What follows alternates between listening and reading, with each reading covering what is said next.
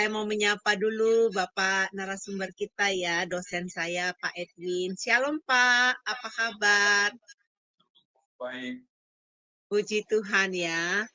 Baik teman-teman semua yang terkasih di dalam Tuhan, kita hari ini berkumpul di Zoom Sema Adonai ya, dan kita live di beberapa channel.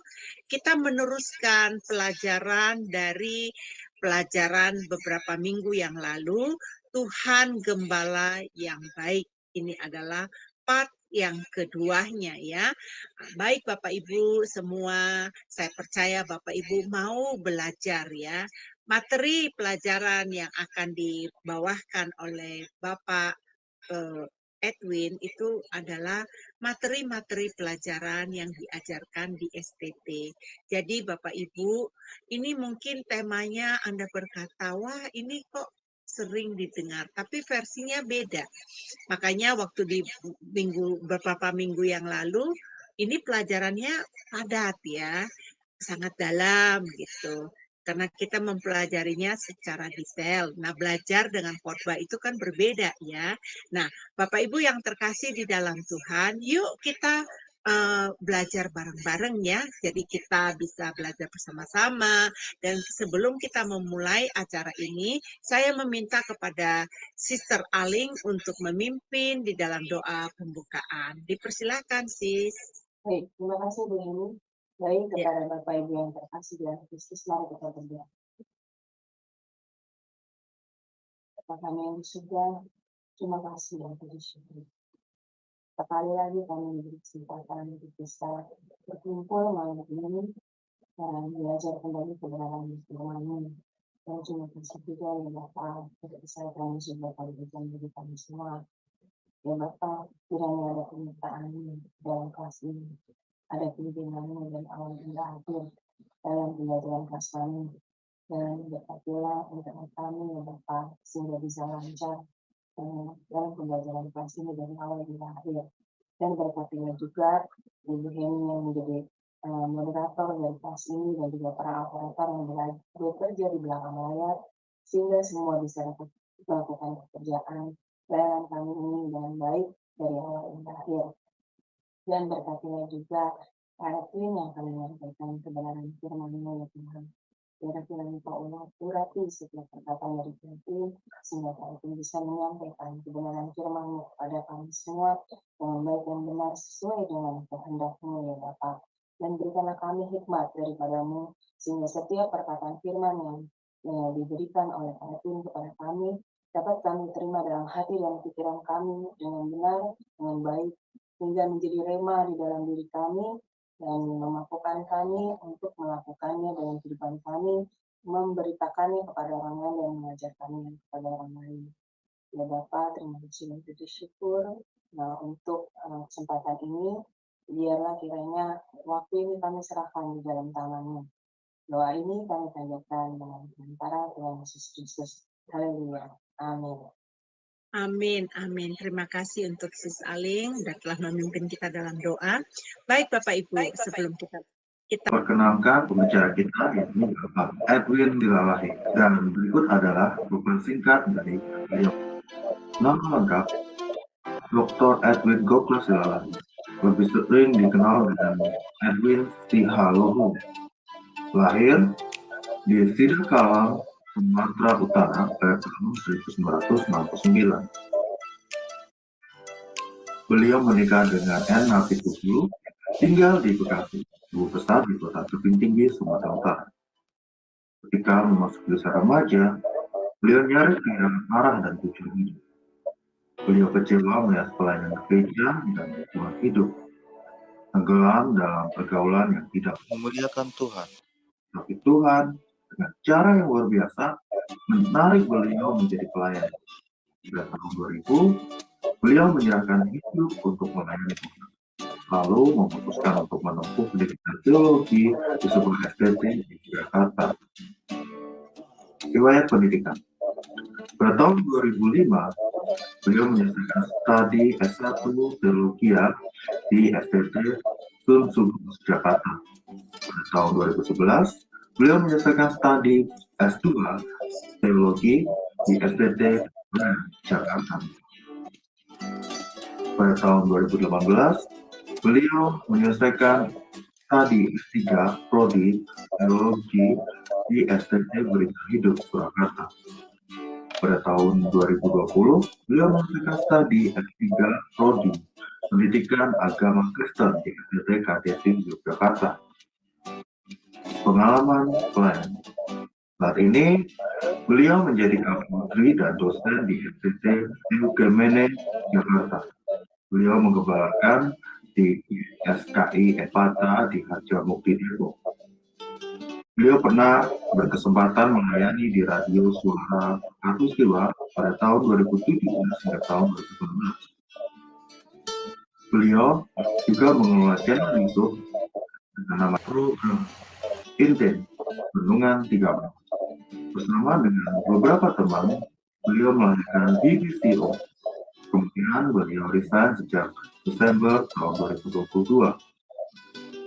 Beliau juga menulis beberapa buku rohani, di antaranya buku tentang keluarga, kepemimpinan gembala, pengantar perjanjian baru, buku bibliologi bahasa. Dari Zoom Sema Adonai terus menyuarakan pengajaran firman Tuhan yang membangun iman.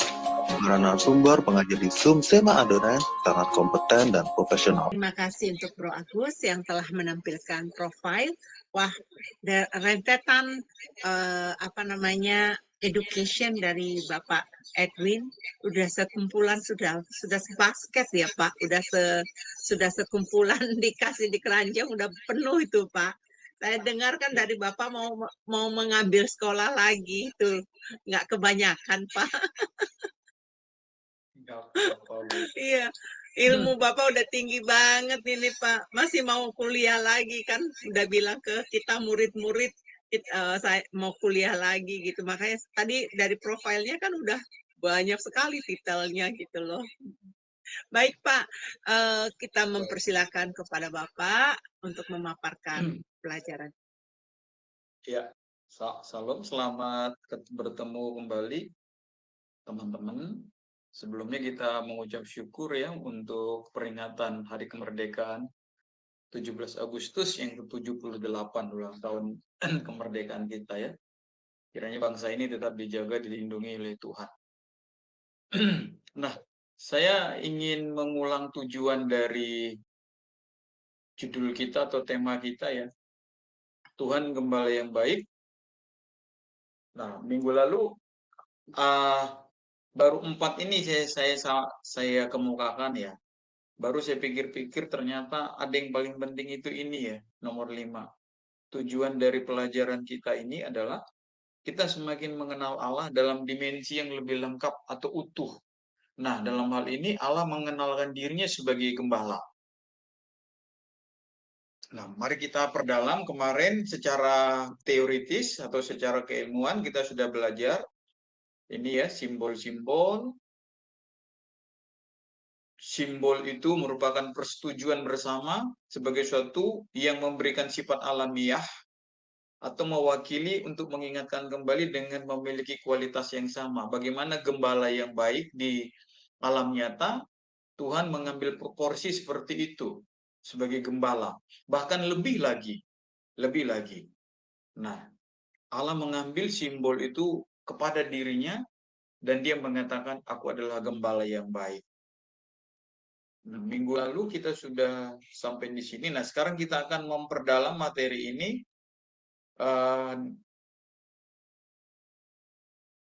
dengan melihat di Perjanjian Lama, pelayanan penggembalaan menurut Perjanjian Lama ya.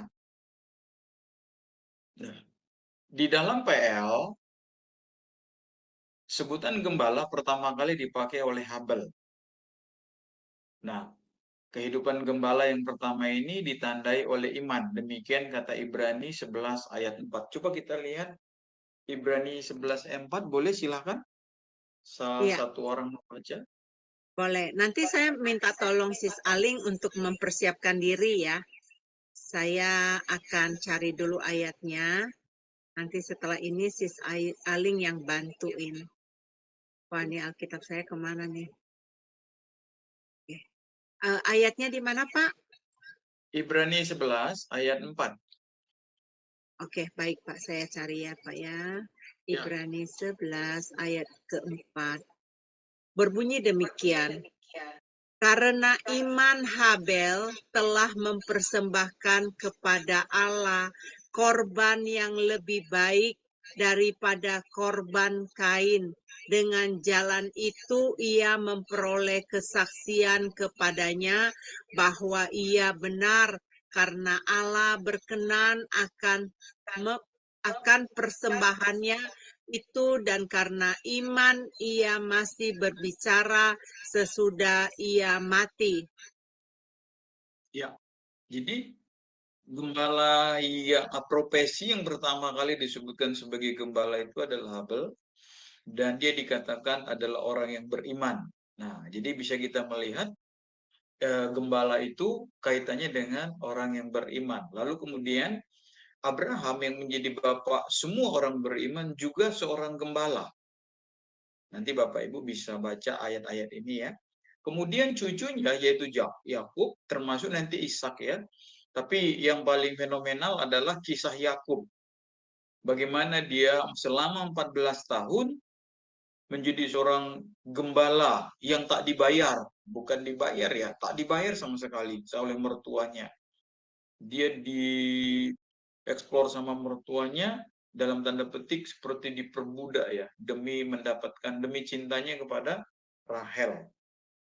Nah, Yakub seorang gembala, dan selama di rumah pamannya Laban, ia menggembalakan dengan gigih, ulet, dan handal. Dia tidak pernah ngomel, tidak pernah marah, sekalipun dia tidak pernah dibayar oleh mertuanya. Bahkan mertuanya berkali-kali mengganti-ganti upahnya suka-suka mertuanya. Mari kita lanjutkan. Musa juga seorang gembala. Nah, selama 40 tahun ia berada di antara kawan ternaknya di padang penggembalaan. Ia bergaul dengan domba-dombanya, menjaganya dengan penuh tanggung jawab. Sampai kemudian Tuhan memanggilnya dari padang penggembalaan untuk melaksanakan sebuah tugas yang sangat besar, yaitu memimpin bangsa Israel keluar dari tanah perbudakan Mesir menuju tanah perjanjian Kanaan. Nanti Bapak Ibu bisa Keluaran pasal 5 sampai pasal 14. Musa seorang nabi yang paling besar ya dalam perjanjian lama. Lalu kemudian Daud sebagai seorang raja yang paling besar juga. Jadi memang di sini dipilih ya, ada Habil yang beriman, ada Abraham bapak iman kita yang dilanjutkan oleh Yakub, kemudian Musa yang meletakkan dasar-dasar Taurat, lalu kemudian dilanjutkan oleh Daud. Daud seorang gembala. Jadi Tuhan memilih para gembala, saudara-saudaraku ya. Dan melalui mereka lah Tuhan menyatakan dirinya, aspek-aspek pemeliharaannya, aspek kasihnya yang mendalam pada umatnya. Ketika sebelum dilantik menjadi raja dan berkedudukan di istana, kita sama-sama bisa membaca dalam 1 Samuel itu ya, kisah si Daud yang masih muda. Dia berani mempertaruhkan nyawanya demi keselamatan domba-dombanya. Jadi saudara-saudaraku, kita bisa melihat bagaimana Tuhan memilih para pemimpin dari padang penggembalaan untuk menggembalakan, dan mereka merepresentasikan sifat-sifat Allah sebagai seorang pemimpin. Ketika menjadi gembala, mereka menunjukkan sikap seorang pekerja yang bertanggung jawab, sekalipun tidak ada yang mengawasinya ya. Ini penting bagi kita ya. Mereka tidak perlu mempertanggungjawabkan pada manusia, tetapi mereka mempertanggungjawabkan pekerjaannya pada Tuhan. Itulah gembala. Itulah seorang gembala. Dan tentu saudara-saudaraku, kualitas ini sudah, ya kita harus jujur ya, sudah sangat sedikit dimiliki oleh gembala-gembala gereja hari ini. Tanpa bermaksud mengadili atau menghakimi. Saya juga sedang mengkoreksi diri saya ketika saya menyampaikan ini, Bapak Ibu. Apakah saya masuk kualitas ini atau belum? Nah, saya pun belajar sama-sama. Mereka, para gembala itu dapat saja meninggalkan domba-dombanya ketika singa atau serigala atau beruang datang. Tetapi mereka tidak melakukan itu. Mereka mempersiapkan dirinya dengan senjata dan rela bertaruh nyawa demi keselamatan domba-dombanya dari setiap ancaman binatang buas. Jadi tujuan hidup mereka hanyalah untuk domba-dombanya. Nah, sedemikian hebat, saudaraku, seorang gembala. Dan nanti kita lihat di perjanjian baru, Tuhan Yesus memproklamirkan dirinya sebagai gembala yang baik. Akulah gembala yang baik. Di sini, saudaraku, saya mau mengajak kita, seperti tujuan pelajaran yang nomor 5, jangan pernah ragukan Allah, saudara. Dia adalah gembala kita yang baik. Kalau teman-teman, Bapak Ibu agak menyaksikan hari-hari ini ada pergumulan banyak, jangan takut. Mari, kiranya pelajaran ini membangkitkan iman kita kembali. Dia menuntun kita, dia menjaga kita, dia mengawasi kita. Dikatakan di sini, tujuan hidup seorang gembala hanyalah untuk kehidupan domba-dombanya ya. Nah, di dalam perjanjian lama, gambaran hubungan gembala dan domba dipakai untuk melukiskan dua hal, yaitu hubungan antara Elohim Yahweh dan bangsa Israel. Yang kedua, secara politis, hubungan antara raja dengan rakyatnya. Dan raja-raja yang benar, raja-raja yang baik, raja-raja yang lurus, raja-raja yang takut akan Tuhan, mereka pasti menggembalakan rakyatnya dengan baik. Tahun 2024, kita berdoa sama Tuhan, akan ada pemilu di Indonesia. Kita berdoa supaya Tuhan memberikan seorang pemimpin yang berjiwa gembala, saudaraku. Yang memberikan keadilan, menegakkan kemakmuran rakyatnya. Kita berdoa sama-sama, saudaraku, ya, supaya kita sungguh-sungguh minta supaya Indonesia dilawat, dijaga Tuhan. Supaya tidak ada lagi gereja-gereja yang ditutup. Kita punya hak untuk berdoa kepada Allah. Kita ini anak-anak Bapa, dan Allah Bapa kita adalah gembala kita. Nah, kata lain untuk gembala dalam teks PL dalam Ibrani yaitu syamar. Kemarin kita 2 minggu lalu kita sudah melihat ini ra'ah, ya, yaitu memberi makan. Dan hari ini kita bertemu dengan istilah syamar. Artinya memelihara atau menjaga. Kita lihat baik kata syamar maupun kata ra'ah itu adalah bentuk tanggung jawab atau bentuk kedekatan si gembala dengan si dombanya. Ada hubungan, bukan sekedar bukan sekedar hubungan biasa-biasa saja, tetapi mendalam, sangat mendalam. Memang begitulah adanya. Nah, di layar pertama tadi saya sudah tunjukkan bahwa simbol-simbol itu ya untuk menunjukkan fakta yang ada di lapangan, fakta yang ada dalam realitas dengan kiasan gitu ya. Ada kesamaannya.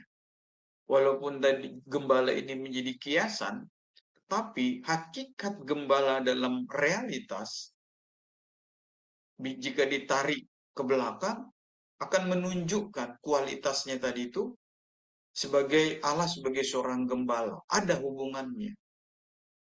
Dia memberi kita makan, dia memelihara, dia menjaga kita, dia merawat kita. Itulah karakter seorang gembala.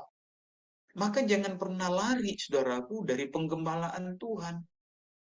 Jangan jadi domba yang berbulu serigala.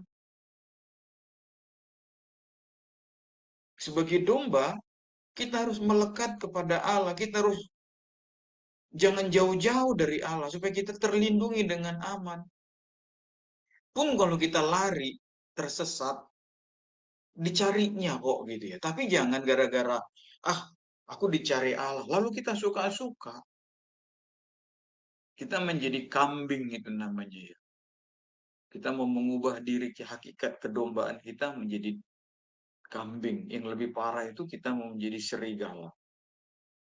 Nah, bangsa Israel secara teokratis artinya secara pemerintahan Allah digembalakan, dipimpin, dipelihara, diberi petunjuk oleh Allah langsung. Mari saudaraku, kita sadari hakikat kita sebagai domba-domba Allah. Yang kita mempunyai seorang gembala yang tidak tertidur baik siang maupun malam, gitu ya. Mari kita lanjutkan dulu. Nah, mari kita lihat gambaran gembala di zaman Israel kuno. Zaman Israel kuno, gembala tinggal bersama-sama dengan kawanan ternaknya. Baik siang maupun malam, saudaraku.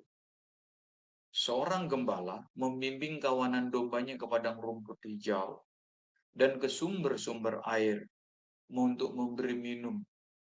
Kita pernah membaca ya, ketika Yakub lari ke padang Aram, lalu ketemu dengan anaknya Laban itu, Rahel dan Lea.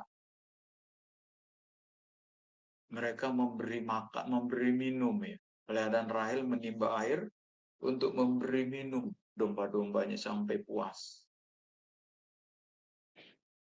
Nah, apabila malam tiba, sang gembala menjaga mengawasi domba-dombanya dari binatang buas dan dari incaran perampok yang sering mengintai domba-domba itu ya.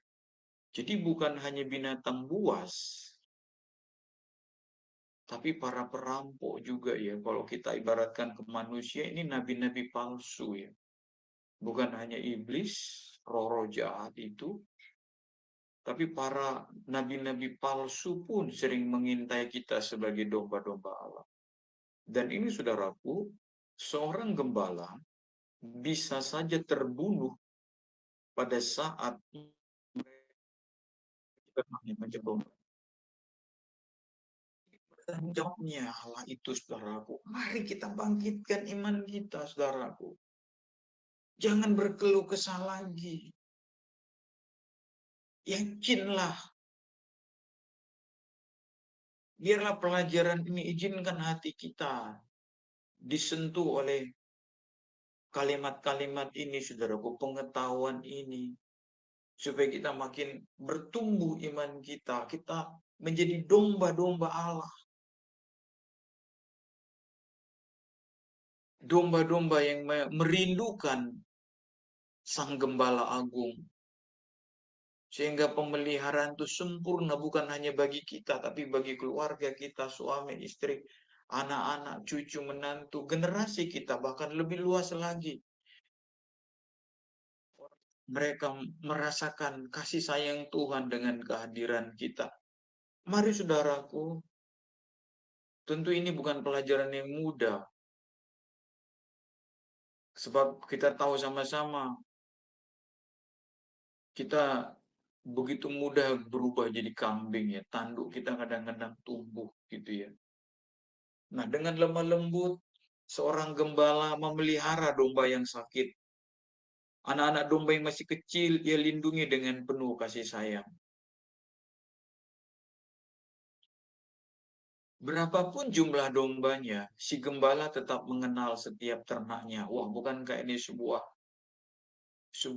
kesukacitaan yang luar biasa bagi kita? Dan hebatnya, ia memberi nama kepada setiap ekor gitu ya, ke setiap pribadi dan memanggil domba-domba dengan nama masing-masing. Nah, di kitab Wahyu, saudaraku, saya lupa ya, saya nggak sempat kutip. Di kitab Wahyu ada satu ayat yang mengatakan dia akan memanggil, dia memberi nama yang baru kepada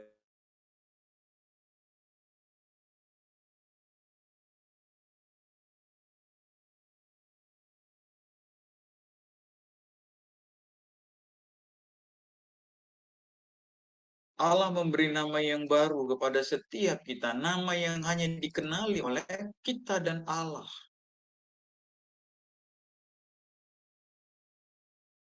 Nanti saya cari ayatnya ya. Dia memberi nama kepada nama yang baru, kata Alkitab. Dia memberi nama yang baru. Dia punya nama kesayangan bagi kita.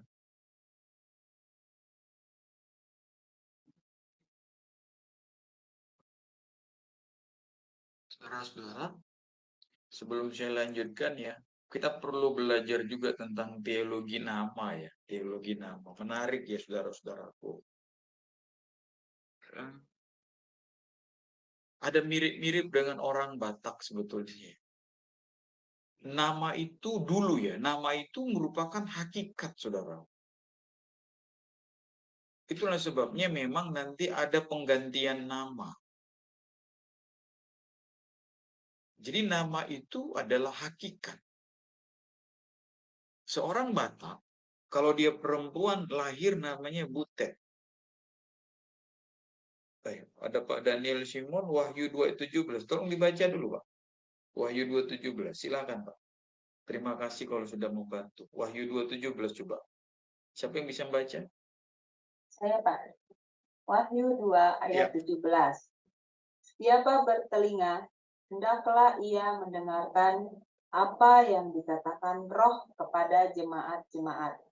Barang siapa menang, kepadanya akan kuberikan dari mana yang tersembunyi, dan aku akan mengaruniakan kepadanya batu putih yang di atasnya tertulis nama baru yang tidak diketahui oleh siapapun selain oleh yang menerimanya. Amin. Lihat. Amin. Lihat. Dia nama Tuhan kita, Tuhan nanti manggil kita dengan nama kesayangan, nama yang hanya Tuhan buat gitu ya. Bayangin kalau ada 5 miliar nanti orang di surga semua punya nama kesayangan sama Tuhan. Dan Tuhan ingat semua gitu ya. Tuhan kita bukan Allah, bukan manusia kata Alkitab yang bisa pikun, lupa dan sebagainya. Tidak, saudara. Nah, kembali kepada teologi nama. Kalau dia perempuan, dia dipanggil Butet. Kalau dia laki-laki, dipanggil dia Ucok. Sampai kemudian, mulailah karakternya kelihatan. Itulah sebabnya ketika parasnya cantik, tubuhnya bagus, atau perkelakuannya baik, maka kemudian namanya nanti dikasihlah namanya si Uli. Si cantik. Ya cantik parasnya, cantik hatinya, maka dia dinamain si Uli gitu ya. Misalnya kalau dia kuat, bisa ngangkat pang. Kalau laki-laki dia bisa ngangkat batu yang besar, lalu dipanggil nanti mungkin si Gogu gitu ya, si kuat, strongman gitu ya. Nah, itulah sebabnya betapa pentingnya Allah begitu mengikrarkan nama Yesus sebagai Immanuel. Bahkan ketika Yesus belum lahir. Dan yang kedua orang yang hebat itu adalah Yohanes Pembaptis. Begitu dia lahir, langsung bapaknya kasih nama Yohanes itu ya. Makanya orang-orang kaget gitu ya. Nah, Petrus dan Simon nanti diganti Tuhan jadi si Petra.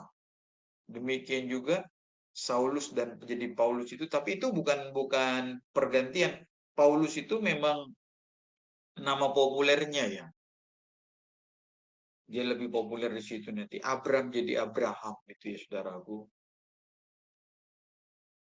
Jadi nama itu bukan seperti Shakespeare mengatakan apalah arti sebuah nama, tidak. Nama itu identitas, nama itu hakikat. Nah, jadi sama kayak orang jahat ya. Kayak kita punya teman yang suka telat gitu ya. Lalu kita panggil dia si telat gitu. Oh siapa? Si Edwin. Edwin ini si telat. Nah jadi gitu kan. Ada hakikat kita labelkan pada dia. Ada si jujur. Oh si jujur itu jangan main-main, jangan ajak-ajak korupsi, nggak bisa, kamu nggak bakal mampu. Kenapa? Dia jujur, maka dia digelari si jujur. Nah jangan-jangan nanti kalau di surga Tuhan memang kasih namanya si jujur gitu ya. Kita nggak ada yang tahu gitu ya. Mari saudaraku, pastikan siapa hakikatmu di hadapan Tuhan. Maka nama-nama yang indah akan Tuhan persiapkan bagi kita. Oke, saya teringat aja tadi itu. Nah, pemberian nama ini penting guna menjaga keselamatan domba dari gembala-gembala palsu yang mencoba mendekati kawan itu. Saya kutip dalam Yohanes 10 ayat 3-5. Untuk dia, penjaga membuka pintu dan domba-domba mendengarkan suaranya. Dan ia memanggil domba-dombanya masing-masing menurut namanya dan menuntunnya keluar. Jika semua dombanya telah dibawanya keluar, ia berjalan depan mereka dan domba-domba itu mengikuti dia. Karena mereka mengenal suaranya. Tapi seorang asing pasti tidak mereka ikuti, malah mereka lari daripadanya. Karena suara orang-orang asing itu tidak mereka kenal. Dia memanggil domba-dombanya, saudara-saudaraku. Pernahkah kita mendengarkan panggilan Tuhan?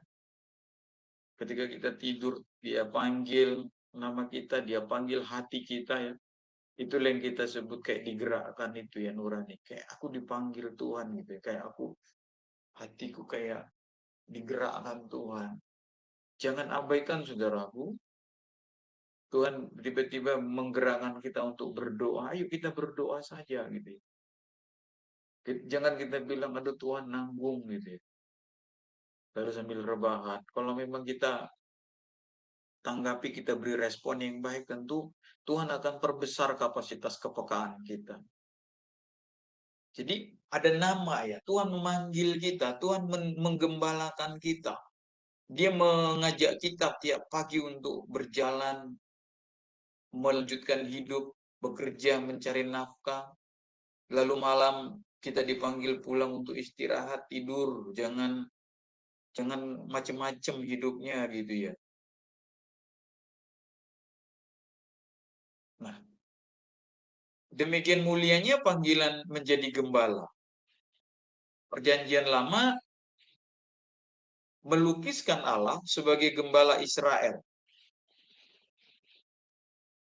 Lemah lembut dalam pengasuhannya, terkadang membina kawanan dombanya dengan kemarahannya. Allah juga bersikap tegas. Lalu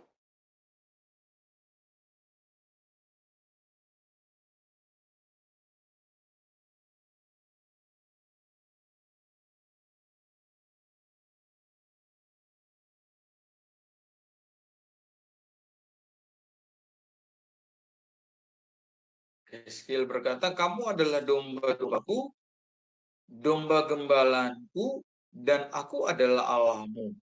Demikian firman Tuhan. Nah, Tuhan sendiri melalui Nabi Yeskiel menegaskan bahwa kita ini adalah domba-domba Allah.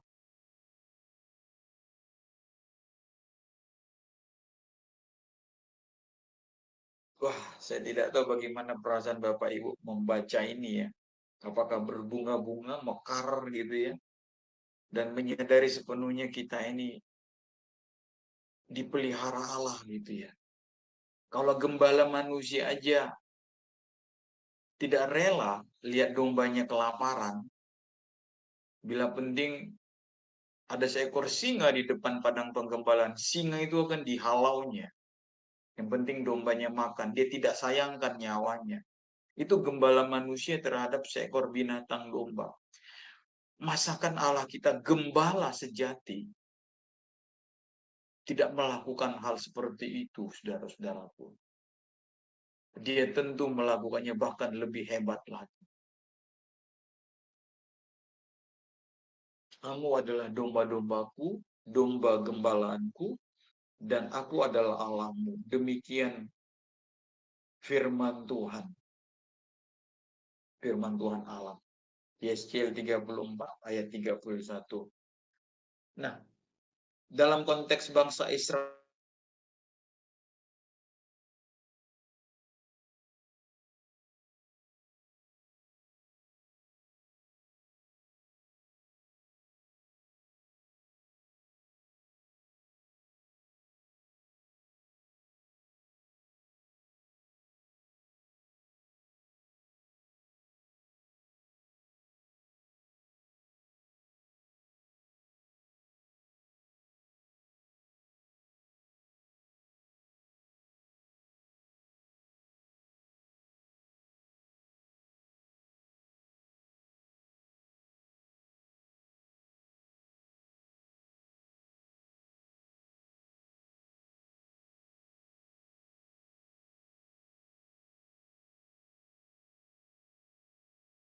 Terlempar keluar. Ya, terlempar ya. Iya. Sabar ya teman-teman. Pak Edwin baru masuk nih lagi. Saya kasih co-host dulu. Ya. Ya, sekarang udah. Ya, sorry, nggak tahu kenapa ya. Internetnya Aduh. memang Pak, saya juga mengalami begitu dari kemarin. Iya ya. Oke, puji Tuhan lah, kita berjuang lah ya supaya kita lanjutkan. Nah, dalam konteks Israel, kata gembala dilihat dari sudut pandang sebagai penunjuk jalan, memberi makan, merawat, melindungi. Jadi holistik Bapak Ibu ya, lengkap. Lengkap. Jadi apa yang mau kita ragukan lagi tentang Allah? Satu-satunya saudaraku yang membuat kita meragukannya adalah karena kita tidak serius mengenal Allah. Maka biarkan pelajaran yang sederhana ini menjamah hati kita, membuka sudut pandang kita. Allah itu adalah gembala yang sangat baik. Nah, kalau nanti Bapak Ibu berkenan membaca Yeskiel pasal 34, Bapak Ibu bisa membaca mereguknya di situ dari ayat 1 sampai terakhir pasal itu ya. Kita melihat kesetiaan, kesempurnaan pertolongan Tuhan bagi umatnya. Nah, gembala dalam arti harfiah menyerukan suatu panggilan tugas yang banyak tuntutannya. Gembala harus mencari rumput dan air di daerah kering dan berbatu-batu. Dia harus melindungi kawanan domba. Ini saudara-saudaraku, kalau kita lihat di sini, bahkan domba tidak melakukan apapun di satu sisi. Gembala lah yang memikirkan bagaimana dia mencari padang rumput, bagaimana dia memikirkan air, bagaimana dia memikirkan suasana lingkungan yang aman bagi domba-dombanya. Domba-domba hanya tinggal ikut, makan, bertumbuh. Jangan ke kiri, jangan ke kanan. Itu yang diinginkan Allah.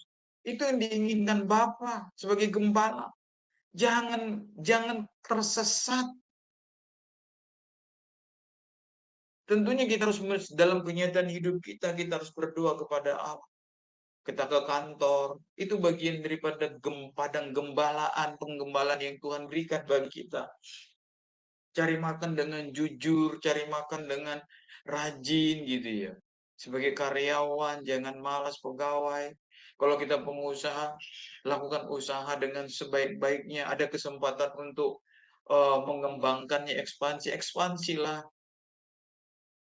Hitung anggarannya, jangan ada kesempatan untuk memperbesarnya kita malas-malasan. Rajin, pokoknya jangan lakukan hal-hal yang tidak mempermuliakan Tuhan. Jadi Tuhan yang memikirkan seperti seorang gembala, dia yang memikirkan padang rumputnya, dia yang memikirkan tempat minumnya, dia yang memikirkan bahaya-bahaya yang menghadang. Dan tugas kita sebagai domba cuma satu, tetap berada di kaki sang gembala. Sambil kita makan, sambil kita bertumbuh, menjadi dewasa dalam Tuhan. Pengertian gembala menurut konteks Yeskiel pasal 34 mengacu pada suatu gambaran tentang Allah adalah pemimpin, penuntun, pemelihara umat. Pemimpin, penuntun, pemelihara yang menegur para pemimpin Israel yang tidak memperhatikan umat Allah, serta tidak bekerja secara profesional dalam suatu tanggung jawab, tapi hanya memperhatikan kepentingannya saja. Nanti ada teguran memang dalam Yeskiel itu ya.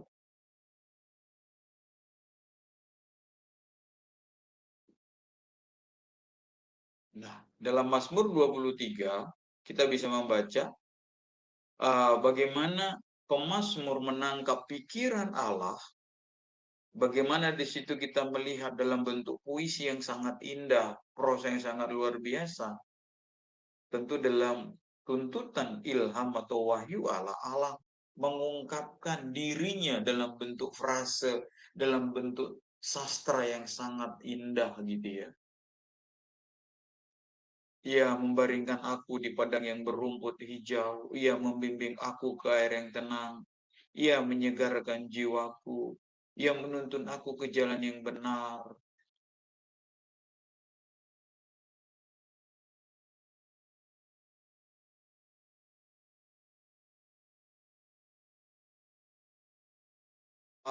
Allah menyediakan makanan dan minuman dihidangkan di depan lawan-lawan kita gitu ya. Allah memberi makan kita di depan lawan-lawan kita. Wow, bukankah itu suatu kondisi yang sangat hebat luar biasa, saudaraku? Dengan gadamu dan tongkatmu, ia menuntun menjaga kita, saudaraku. Oke, saya kasih kesempatan dulu untuk kita berdiskusi. Baik Bapak Ibu yang terkasih, adakah di antara kita yang mau menanyakan pelajaran ini? Coba kita berdiskusi siapa yang ingin menanyakan. Ini angkat tangan dulu pakai emoji, nanti akan dibukakan ya.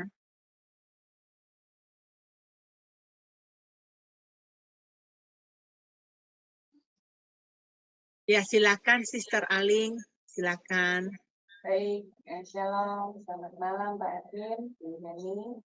Ya, Bu. Pak, Ya. Saya mau menanyakan, apakah menjadi seorang gembala itu harus ada karunia atau memang bisa menjadi gembala itu ya suka-suka kita gitu Pak? Apa bagaimana? Ya, terima kasih. Sejatinya ada karunia, Bu. Karena nanti stressingnya kan tinggi ya, jadi gembala itu ya, tekanan itu tinggi sekali ya. Jadi kalau memang dia nggak siap-siap, nggak memang dipanggil Tuhan jadi gembala, berarti tidak akan mampu. Makanya kan ada karunia mengajar, karunia menggembalakan, karunia-karunia pelayanan itu kan ada dalam Korintus ya, dalam Roma juga. Jadi karunia-karunia pelayanan itu ada sebagai guru, ada sebagai seorang gembala. Nah, itulah nanti semua bersinergi dalam gereja. Cuman urutan itu apa kekayaan karunia pelayanan itu di gereja modern saat ini didominasi oleh sang gembala. Seakan-akan gembala lah pemilik gereja. Jadi pelayan-pelayan karunia yang lain tidak menonjol gitu ya, karena dianggap saingan dan memang ada gairah ke situ gitu ya, ada gairah ke situ manusia modern saat ini. Misalnya dia punya karunia kesembuhan ilahi, dia akan cenderung untuk membuka gereja, membuka pelayanan atau membuka ministry atau apapun namanya. Dan ujung-ujungnya kita tahu sama-sama, ujung-ujungnya nanti duit kan gitu. Atau kalau saya terlalu keras mengatakan ini, apa coba? Mau apa? Nama baik, nama besar. Nah, memang ada. Lalu kita lihat nanti di Timotius, untuk menjadi penilik gitu ya, karunia penilik. Jadi bukan gembala dia, tapi pelayan-pelayan diakonos itu ya. Di sebuah gereja ada pelayan Tuhan yang memiliki karunia hikmat, misalnya khotbah bagus gitu ya. Orang ini kadang-kadang lebih populer dari gembalanya dan dia kadang-kadang kurang hormat sama gembala gitu ya. Padahal jika tidak ada gembala, dia tidak dipakai Tuhan di situ. Gitu. Karunia dia pun tidak ada gunanya. Semua karunia itu hanya berguna dalam gereja. Tapi sekali lagi sekarang dalam gereja modern, dalam kehidupan organisasi modern hari ini, ya orang-orang yang merasa punya karunia lebih itu karunia hikmat, misalnya dia jago berkhotbah, puasa Alkitab, dia bagus. Orang-orang seperti ini cenderung untuk bikin independen. Dia buka pelayanan independen yang tidak dibawahi seorang gembala. Maka dia tidak digembalakan. Nah, seorang pelayan Tuhan yang tidak digembalakan, apalagi punya karunia yang begitu hebat, ya mengerikan lah menurut saya. Maka penting untuk digembalakan. Itulah sebabnya kayak saya pun digembalakan oleh gembala senior kami. Nah, kalau saya kayak Tuan Takur di situ ya di gereja itu selesai. Mending ku tutup lah gitu ya, atau mending ditutup Tuhan pelayanan itu supaya aku jangan masuk neraka. Maka aku harus berjuang, berdoa supaya Tuhan munculkan pelayan-pelayan itu yang bisa kerjasama, yang bisa mendukung pelayananku. Dan kalau ada Tuhan orbitkan di antara jemaat yang hebat berkhotbah, punya karunia hikmat, punya karunia iman, ayo sama-sama kita melayani domba-domba Allah itu. Tapi jangan menelikung, jangan merasa karena wah karunia saya lebih keren, saya mau unjuk gigi gitu ya, saya mau hebat-hebat sendiri.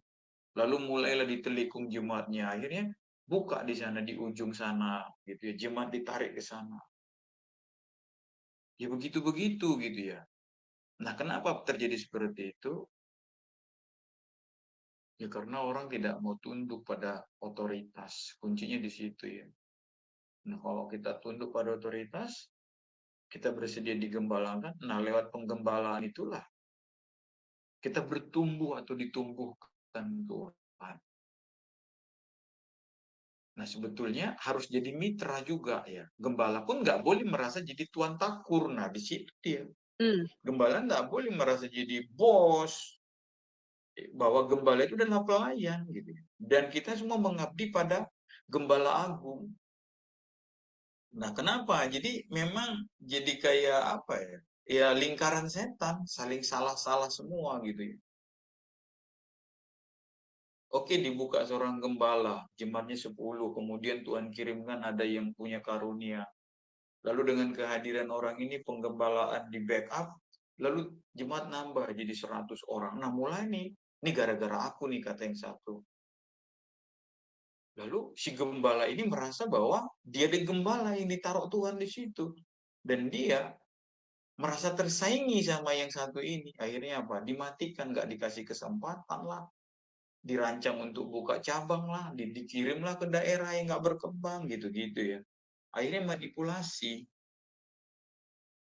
Jadi memang intinya memang ada gembala. Dan mari kita kenali mari kita kenali karunia-karunia pelayanan kita. Jadi karunia itu ada 2 ya. Karunia roh kudus, 1 Korintus 12 itu ya. Karunia iman, karunia menyembuhkan penyakit, karunia berbahasa roh, dan seterusnya. Nah, yang kedua, karunia pelayanan itu. Ada guru, ada gembala, ada imam, ada nabi, ada pengajar, ada diakonus, dan seterusnya. Tapi memang seperti saya dulu punya prinsip tidak mau jadi gembala, Bu Hui, boleh. Saya lebih berpikir dulu saya lebih suka bergabung aja di gereja, lalu memperkuat gereja itu, dan saya tunduk pada otoritas. Sampai kemudian walaupun ada gitu ya, tapi karena saya tahu berat sekali gitu ya. Karena kita kan mau benar-benar menggembalakan itu bukan mau cari duit di situ gitu ya. Kita benar-benar, saya udah ceritakan kan beberapa waktu lalu bagaimana saya dan istri gitu ya, dalam tempo 4 bulan apa 6 bulan tuh 50 juta beberapa habis gitu saja gitu ya, sebelum COVID itu. Nah, begitu COVID habis kontrak, udah selesai. Kita beli sound system apa semua habis 50 jutaan dalam tempo 4 bulan aja. Tapi kemudian memang kita gunakan lagi. Nah, kalau orang nggak siap itu kan udah nyerah dia. Tapi ini kan semangat lagi, kita rintis lagi di tempat yang baru. Kita nggak sanggup menyewa tempat yang mahal, kita sewa aja dulu rumah. Rumahnya kita rombak sedikit, kita dandanin, udah kita kerjakan. Nah, hari ini sudah ada 15-20 orang yang ibadah gitu ya. Nah, senang juga. Jangan dikira saya juga enggak goyang juga mula-mula. 6 bulan cuma 5-6 orang gitu. Aduh Tuhan, gimana ya? Bener nggak aku dia punya karunia gembala? Saya tanya juga Bu dalam hati saya. Tapi kemudian Tuhan kirim 1 orang, 1 keluarga. Tuhan kirim lagi gitu ya. Berarti Tuhan mendengar jawaban doa gitu kan. Nah, semangat lagi gitu Bu. Nah, ini rencana mau beli rumah supaya kita bikin permanen. Setelah sakit COVID itu, saya merenung-renung ya. Lalu saya itulah momentumnya saya jadi ini mau memberanikan diri membuka penggembalaan dengan segala risikonya siap gitu. Gitu ya Bu. Saya terima kasih Pak Edwin, saya menjadi mengerti sekarang penjelasannya. Terima kasih ya Pak Edwin, Tuhan berkati. Ada rencana Terima mau kasih. menggembalakan? Enggak, saya hanya mencari pengertian yang benar tentang penggembala itu apa gitu Pak. Iya, terima kasih Pak. Cocok loh buat Sis Aling ini menggembala. Orangnya sabar. Iya. Enggak. Siapa Ini tahu murid dari apa murid tim penggembalaan dulu. iya. Iya, terima kasih Murid Pak. Bapak yang baik ini. Ibu Puiling gereja di mana Bu? Beribadah di gereja apa? Kalau saya di gereja Katolik Pak, Santa Bernadette, Ciledug. Oh, Iya. Terima kasih. kami punya ini Bu ya, ibu, aduh, dia ada orang Katolik. Kita nggak tahu jalan hidup ini ya. Sudah tua dia, sudah punya menantu. Baru kemudian dia buka kayak persekutuan doa dulu. Ada dia ruko, buka restoran ya. Lalu kemudian lantai atasnya itu kan kosong waktu COVID itu memang kan bisnis rumah makan pada inilah ya, pilot lah ya, nggak ada orang datang makan. Lalu kemudian dia bukalah di atas restorannya itu di lantai duanya. Dibikinnya bagus gitu ya. Saya beberapa kali khotbah di situ. Siapa yang nyangka beliau jadi gembala. Walaupun hari ini Ibu Hana namanya ya, rumahnya di BSD. Di sana gitunya. Hari ini memang akhirnya dikasihnya ke gereja kami, lalu Pak Eras utus gembala ke sana ya. Jadi membackup pelayanan beliau. Lalu suaminya juga bilang, mah kita ada tua, kamu nggak usah gembala lah gitu kata suaminya. Dia juga dari latar belakang Katolik, tapi suami istri hari ini setia gitu ya. Bahkan ibu itu sempat sebelum COVID itu beliau sempat jadi gembala. Beliau sudah ditabiskan. Jadi kita nggak tahu Bu jalan cerita hidup kita. Ya. Saya tanya dia, ibu kok bisa gitu ya? Nggak tahu lah Pak Edwin katanya. Ya beginilah jalan hidupnya. Gitu loh Bu. Iya, Kita nggak ya tahu Pak, Bu. amin, amin. Kalau Tuhan berkehendak bisa jadi saya jadi ibu gembala. Ya, amin Pak. Terima kasih Pak Edwin, Bu Heni. Iya, sama-sama. Kita mensupport ya.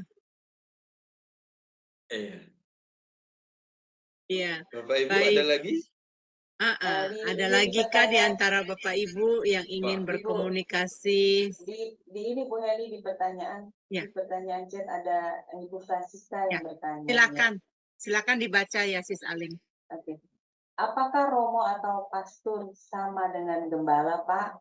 Apa seorang gembala juga boleh mendengar pengakuan dosa umatnya seperti yang pada umumnya ada di gereja Katolik?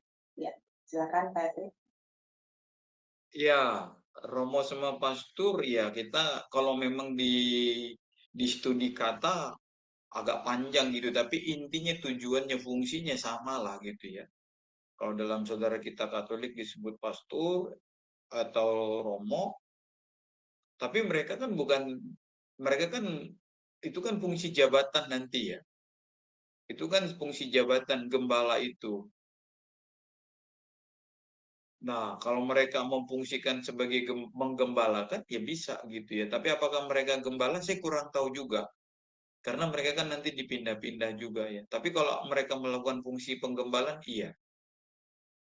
Iya, mereka melakukan itu kan fungsi penggembalaan. Dan belum juga, nggak semua juga Romo itu ini. Ada juga Romo-Romo Katolik itu yang kerjanya di kampus, jadi dosen. Mereka disebut Romo juga. Mereka tidak menggembalakan. Tapi maksud saya tidak menggembalakan jemaat, tapi mereka mengajar jadi dosen ya di kampus-kampus Katolik gitu ya. Mereka dipanggil Romo atau pastor juga ya. Tapi istilah yang sama juga digunakan bagi yang melakukan fungsi penggembalaan di gereja. Apa seorang gembala juga boleh mendengarkan pengakuan dosa umatnya seperti boleh? Kenapa nggak boleh gitu ya? Tapi tradisi ini tidak dilakukan oleh gereja Protestan. Ya, tidak dilakukan oleh gereja Protestan. Itu hanya dilakukan oleh gereja-gereja Katolik. Namun untuk mendengar pengakuan dosa ada, itulah namanya konseling. Kalau kita menyebutnya sebagai konseling pastoral. Nah, diatur misalnya kalau perempuan ya sama ibu gembala, atau kalau sama pak gembala ada yang mendampingi. Kadang-kadang itu yang jadi sasaran iblis itu di situ ya kadang-kadang. Bukannya jadi dari curhat, simpati, empati, ya udah jadi ngeri juga gitu ya. Banyak yang runtuh, rontok gara-gara gini apa ya, pengakuan-pengakuan dosa gitu. Nah, memang harus hati-hati ya. Gitu ya Bu Francisca ya. Oke. Salah satu tugas gembala itu termasuk melindungi tadi ya dari ajaran-ajaran sesat atau palsu itu ya. Nah, makanya seorang gembala itu harus bersinergi ya. Dia nggak bisa sakti sendiri. Dia harus punya tim. Nanti di balik dia, di belakang dia ada tim para pengajar gitu ya. Para pengajar. Itulah sebabnya seorang gembala itu harus utuh. Artinya paling tidak dia menguasai doktrin yang dianut oleh gereja mereka, sinode mereka. Mau nggak mau memang saya harus mengucapkan kalimat ini ya. Kenapa? Karena tiap siap sinode itu punya kekasan masing-masing. Entah itu dalam hal liturginya, entah itu dalam hal hermeneutiknya, entah itu dalam hal apapun, saudara-saudaraku. Misalnya ada gereja-gereja tertentu yang tidak boleh full band. Nah, tentu gembalanya punya alasan khusus, punya alasan khas yang memunculkan pendapatnya itu, pengajarannya itu. Jadi gereja mereka tidak boleh memakai full band. Lalu kemudian jadi mainnya itu hanya alat musik keyboard tunggal atau piano. Seperti gereja-gereja mainstream pada umumnya. Mereka dari zaman ke zaman itu hanya orgel tunggal itu. Makanya anak-anak mudanya menjadi begitu boring ya, begitu bosan. Dari dia lahir sampai dia umur 50 hanya itu aja alat musik yang dia dengar. Tapi garis doktrin yang diajarkan gereja sudah tegas. Tidak membuka kesempatan sama sekali bagi alat-alat musik lain untuk masuk dalam tata ibadah. Kalau untuk pagelaran, selebrasi misalnya, acara Natal, acara gereja-gereja gitu, mereka boleh-boleh aja. Misalnya gereja tertentu pakai musik tradisi, ya, misalnya pakai gondang, pakai angklung, ada. Tapi begitu ibadah, mereka nggak boleh gitu, tabu, nggak boleh, harus orgel itu aja. Nah, disitulah memang gereja itu membentengi jemaatnya di satu sisi. Tapi kemudian kita lihat perubahan-perubahan zaman. Maka gereja harus kembali mempelajari Alkitab. Betulkah tidak boleh alat musik selain orgel yang dimainkan di gereja? Itu hanya baru dari sisi liturgikanya ya. Nah, kemudian kalau kita masuk dalam pengajaran-pengajaran doktrinal lain. Nah, di sini gembala memang harus menjaga betul-betul domba-dombanya. Nah, kalau kita sudah bertemu dengan bidat atau heresi tadi itu, tentu gereja harus tegas. Gereja harus tegas. Terutama apabila jemaat mereka orang tersebut adalah jemaat mereka yang sudah digembalakan sejak kecil atau sejak dari turun-temurun di situ. Tentu kalau ada jemaatnya datang, mereka menceritakan ini itu di luar sana atau mereka mendengar di siaran TV, di siaran radio, siaran YouTube, lalu mereka mulai goyang, mereka mempertanyakan kebenaran, keabsahan dari sebuah berita atau ajaran yang mereka dengar. Nah, gembala harus bisa menjawabnya dengan tegas. Hari ini memang zaman postmodern ini kita sudah makin abu-abu Pak Kodek ya. Makin abu-abu ya. Makin abu-abu. Makanya ada buku Stefri Lumintang ya, Pak Stefri Lumintang, dia menulis teologi abu-abu gitu ya. Bagaimana samarnya ajaran-ajaran motivasi-motivasi dunia itu masuk ke dalam gereja karena sistem hermeneutik yang digunakan tidak ketat gitu ya. Jadi dia mengajarkan ini eisegese. Jadi dia memasukkan yang ada dalam pikirannya ke dalam Alkitab. Harusnya eksegese. Dari dalam Alkitab itu diexit ya, diambil keluar. Untuk kemudian diterapkan dalam kehidupan kita. Bukan kita masukkan dari pemikiran kita, lalu dicocokkan dengan ayat Alkitab. Salah satu yang paling fenomenal itu 2005, 2010-an ya, yang hyper grace itu ya. Allah tidak akan menghukum manusia. Itu mengerikan itu ya. Allah tidak akan menghukum manusia. Sebab Allah mana yang tega menghukum manusia. Dan itu tentu ajaran-ajaran dari agama-agama lain. Filsafat-filsafat yang lain. Sampai pada suatu hari saya lupa itu ya, datanya di Amerika berkumpullah para pemimpin ini atas nama humanisme ya, atas nama kemanusiaan, berkumpullah ahli-ahli agama dari seluruh dunia dalam sebuah konferensi. Lalu salah seorang tokoh agama waktu itu bukan Kristen mengatakan, saya tahu namanya tapi tidak saya sebutkan di sini. Dia mengatakan begini, adalah sebuah dosa ketika kita mengatakan orang berdosa dan masuk neraka. Wah, dan itu ditepuk tangani. Kalimat itu ditepuk tanganin. Setuju. Adalah sebuah kejahatan kalau kita mengatakan yang jahat, kau jahat gitu ya. Apa dasarmu mengatakan kau jahat? Nah kan ngeri, Pak. Nah, seperti misalnya belum lama ini kan kita mendengar bagaimana di Eropa, di Belanda, katanya penjara kosong. Lalu dalam hati kita kan muncul begini, betulkah kejahatan di sana berkurang? Atau kejahatan itu diringankan, Pak? Menurut saya gini, di lampu, kalau dulu di jalan ada traffic light, kita akan menunggu giliran. Ketika merah kita berhenti, hijau kita jalan. Tetapi ketika traffic light itu dimatikan, semua orang boleh jalan sesukanya. Nah, kalau itu yang terjadi, kan makin mengerikan. Jadi tidak ada ukuran moral lagi. Tidak ada ukuran benar lagi yang standar. Jadi jangan bangga, jangan hebat dulu bilang, oh luar biasa ya. Bukan kejahatannya yang kurang gitu ya. Tapi kejahatan itulah yang kemudian derajatnya dikurangi gitu. Misalnya dulu homo itu dosa. Nah sekarang homoseksualitas itu bukan dosa. Otomatis pernikahan homo bukan lagi dosa, bukan lagi kejahatan. Pelacuran itu dosa.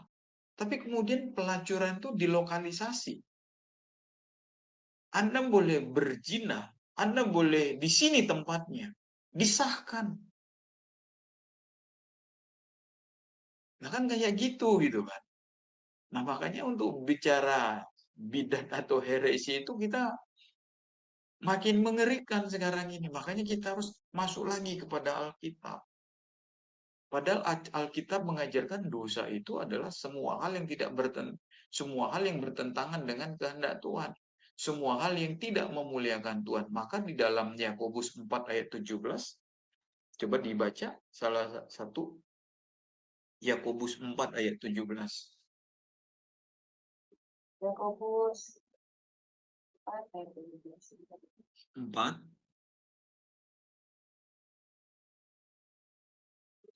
ayat 17.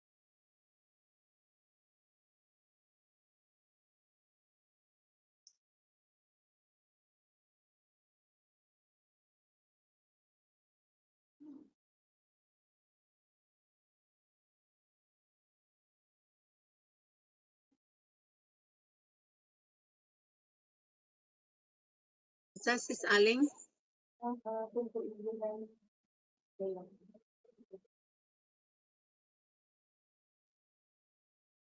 teksnya lagi Dengan Yakobus berapa Pak? 4 ayat. Iya, Yakobus 4 ayat 17. 4 ayat 17. Yakobus 4 ayat 17. Jadi jika seorang tahu bagaimana ia harus berbuat baik, tetapi ia tidak melakukannya, ia berdosa. Amin. Simpel aja gitu ya, simpel aja kita memahami. Kita tahu itu bukan buat jahat loh, itu tahu buat baik, tapi nggak melakukan, itu dosa. Meleset dia, amartia, meleset. Tidak seturut, tidak seperti yang Tuhan inginkan. Itu kita bukan mencuri, bukan merampok, bukan.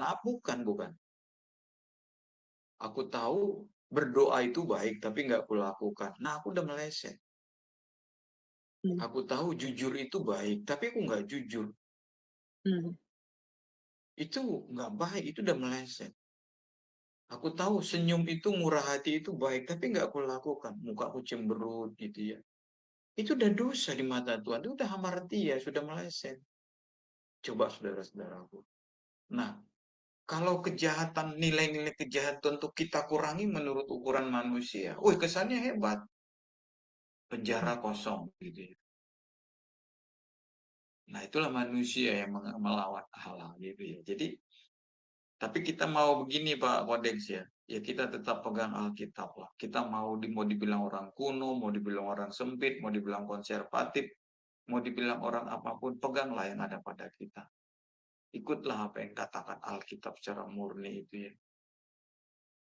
Hidup ini bukan soal apa kata orang ya, tapi hidup ini adalah soal apa kata Tuhan.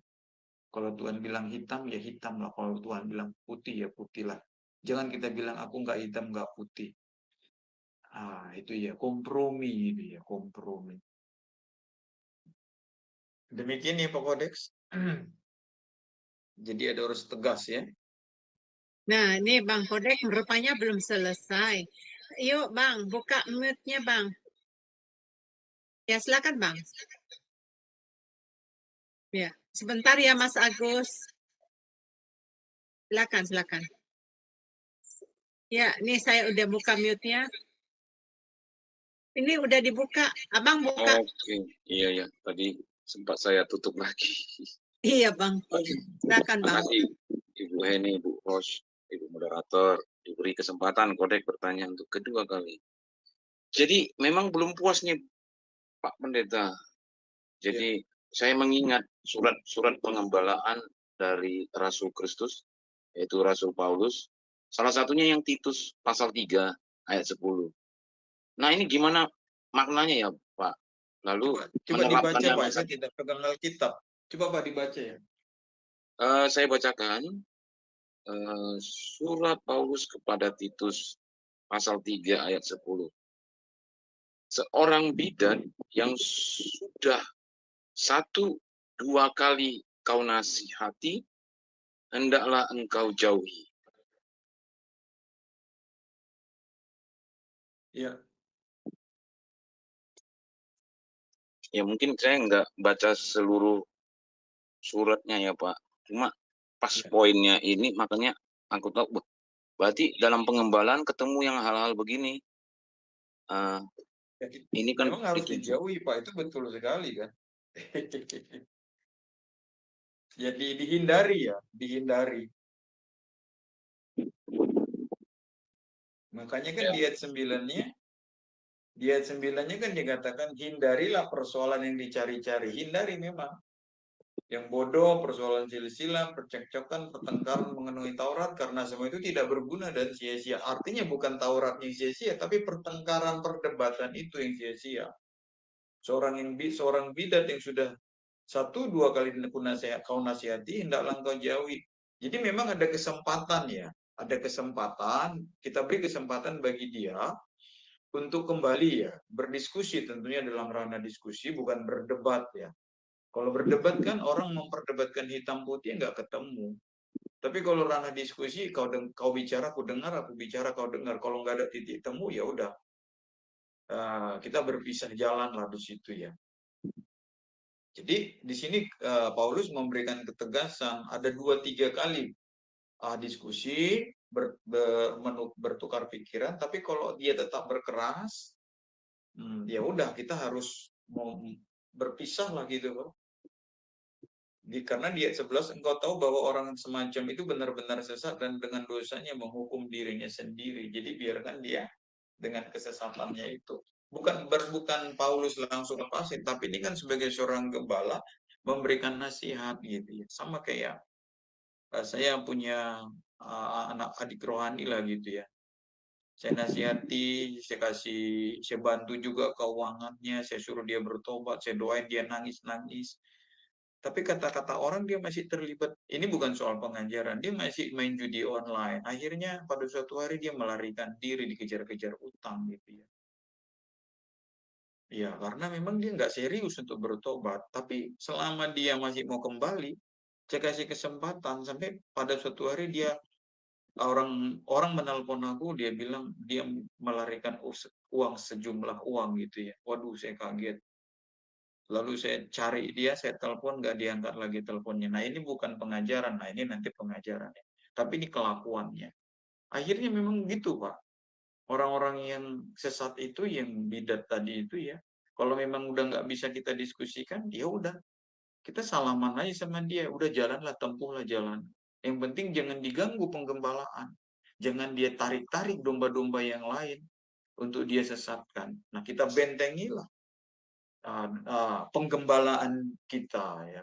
Kita bentengi, kita jaga dengan pengajaran. Itulah pentingnya mengajar atau pembelajaran itu ya. Jadi sikap tegas kita adalah memutuskan diskusi kita, soal jawab kita kepada orang itu kalau sudah kita kasih kesempatan sampai beberapa kali. Gitu ya Pak? Iya. Dan saya pernah kenal seorang yang saya maksud Pak, inisialnya SDS. Jadi dia memang ada laporan Pak dari orang-orang lain juga. Memang dia ke situ. Dia nama ininya itu OP, nama aliran dia. Jadi memang orang-orang sudah nasihatin dia, terus muncul lagi dia, kok kaget, kok bisa ada lagi dia nih. Pokoknya dia sudah pulang dari pekerjaannya di luar negeri. Nah saya kaget nih, ini kok bisa aksesnya kok bisa masuk ke dalam sini lagi gitu loh.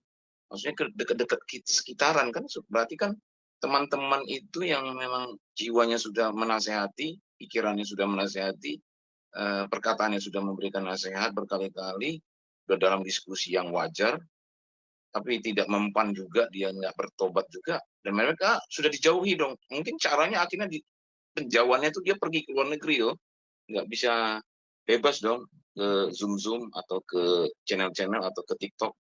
Nah akhir-akhir ini dia datang, dan saya tahu dong latar belakang dia OP tadi kan alirannya. Dan saya lihat, saya dapat laporan lagi, saya cek yang orang-orang dekat dia yang mungkin dulunya satu tim, membuat laporan lain.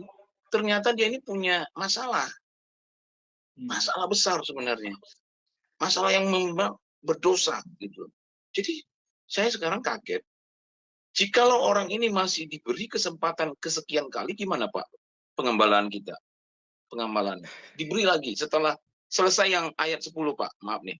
Seorang bidat yang sudah 2 kali kau nasihati, hendaklah kau jauhi. Udah dijauhi, tapi ada kesempatan lain, dia mendekat lagi Pak. Ini gimana Pak pengembalanya? Kalau umpamanya ini kasus terjadi sama saya kan memperhatikan Pak ya. Kita gembalakan dulu dia, jangan dikasih kesempatan melayani. Tapi kalau kesempatan untuk bertobat kita kasih. Kita gembalakan dulu dia, kita panggil bicara empat mata. Kalau kamu memang mau melayani lagi, ayo kita cuci dulu, kita brainstorm dulu otaknya kan, kita cuci otak dulu. Biar dibuang dulu semua pengajaran apa ya, pemahaman-pemahaman salah dia itu gitu, supaya dia jangan ternyata kayak memasukkan ular gitu kan. Ular yang beracun katanya sudah dibuangi racunnya, tapi ternyata dia lilit kita. Nah, itu kan berbahaya. Jadi dia tidak pakai racun, dia pakai kekuatan melilit. Nah, kan iblis bisa begitu. Nah, tentu kita gembalakan. Tapi kita dengan kewaspadaan tentunya. Iya. Tapi biasanya sih agak susah ya, agak susah untuk orang-orang yang sudah terdoktrin, kemudian dia pernah melawan kita, maksudnya melawan ajaran yang kita pegang, lalu kemudian pada suatu hari dia ingin balik, memang agak susah itu untuk diterima. Tetapi nggak apa-apa, kita gembalakan dia.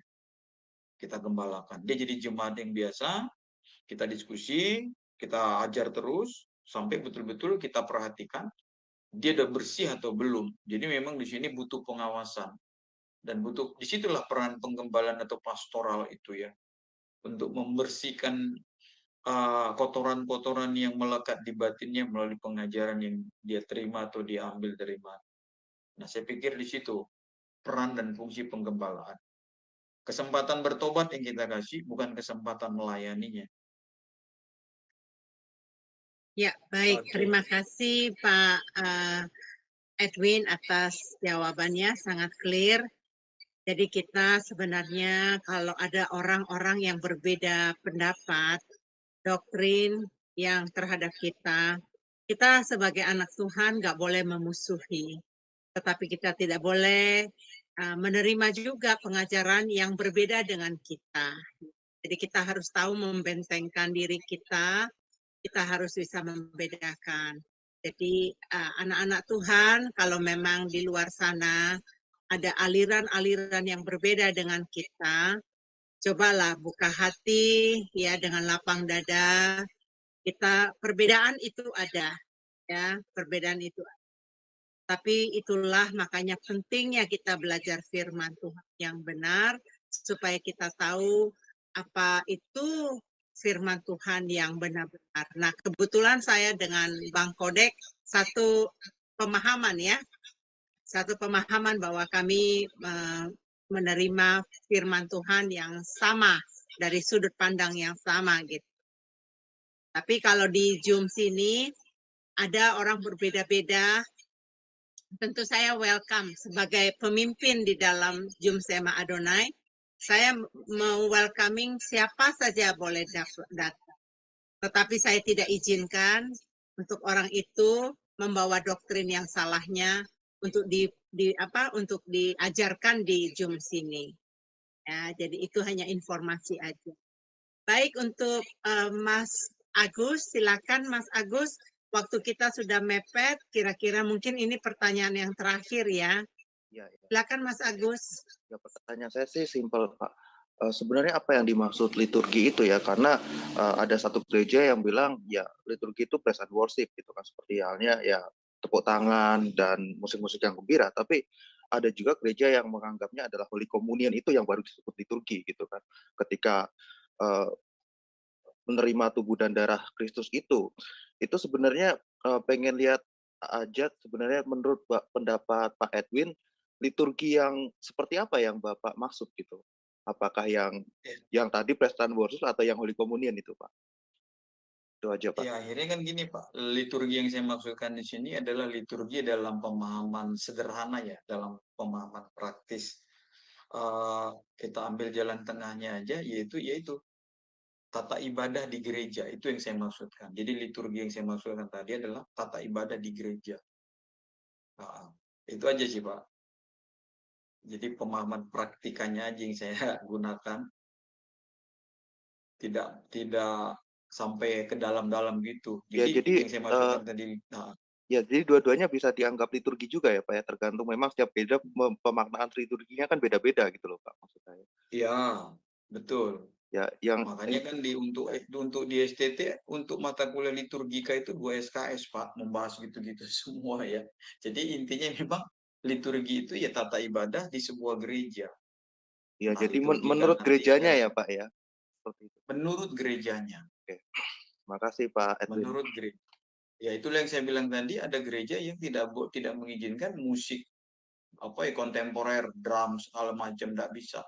Itu gereja itu udah dari zaman ke zaman hanya orgel tunggal itu aja gitu. Udahlah ketukannya juga nggak pas dengan itunya kan. Makanya anak-anak muda pada pergi gitu dari gereja itu. Mereka pergi ke karismatik yang musiknya hingar-bingar. Nah, diprotes lagi dari sini. Oh, itu musik setan gitu-gituin. Jadi ribut gitu ya, berisik jadi gereja-gereja ini. Oke, terima kasih. Saya tuntaskan dulu ya, tinggal 3 ini slide Pak, maaf lagi ya. Pak, satu lagi Pak, ada Pak Aron, murid Bapak nih. mau Oh, bertanya. silakan. Silakan Pak Aron. Ya. Oke, terima kasih. Shalom, selamat malam ya. Tuhan Yesus Oh, dari memberkati. Malaysia. Iya Pak, Pak Aron ini. Oke, jadi saya Oke. mau bertanya ya, hampir sama dengan pertanyaan Bang Kodek tadi. Cumanya ini kebalikan ya, karena ini kasus yang benar-benar terjadi di tempat kami, di mana teman saya seorang pendeta, seorang pastor gembala ya. Tetapi karena ajarannya dia itu ditentang oleh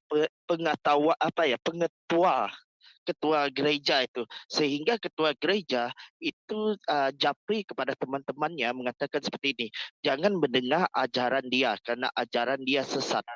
Dan saking tidak puas hati, ketua gereja itu pergi ke rumahnya juga dan berbincang tentang hal itu, tetapi ketua gereja itu tidak bisa menemukan yang mana satu sesat ya, sehingga ramai dari jemaat-jemaat itu keluar dari gereja itu karena olah si ketua gereja. Kira-kira gimana itu Pak?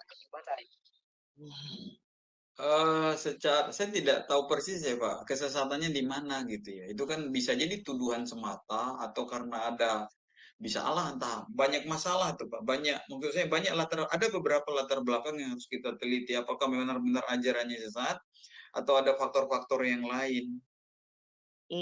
Itu Pak, karena Pak, bukan ajarannya ya Pak, tapi karena bertentangan dengan biasanya doktrin Pak. Karena sebelum ini gereja lama saya itu dari Injili Karismatik ya, Injil Karismatik itu nama gereja itu BEM atau SIB kalau bahasa kami sini. Tetapi karena teman saya itu si pendeta, dia membawa pemahaman reform, jadi dia ditolak gitu kan oleh ketua gereja. Itu kira-kira gimana kasus itu Pak?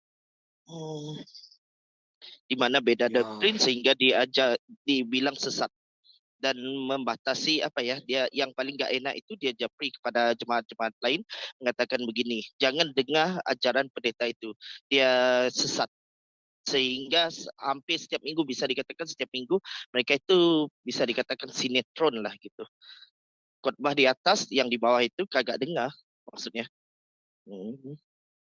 itu Pak Aron yang menyedihkan nih, memedihkan hati kita ya sama-sama gereja. Dan ini sejarah gereja berulang-ulang terus Pak, tidak selesai sampai sekarang. Dari mulai zaman gereja mula-mula ya. Kita sudah tahu sama-sama bagaimana jemaat Galatia ribut soal sunat. Jadi Yesus plus sunat. Lalu kemudian puji syukur ya, Paulus mengalah, maka muncullah sinode yang pertama ya. Maksud saya, muncullah konsili yang pertama di Yerusalem yang dipimpin oleh Yakobus.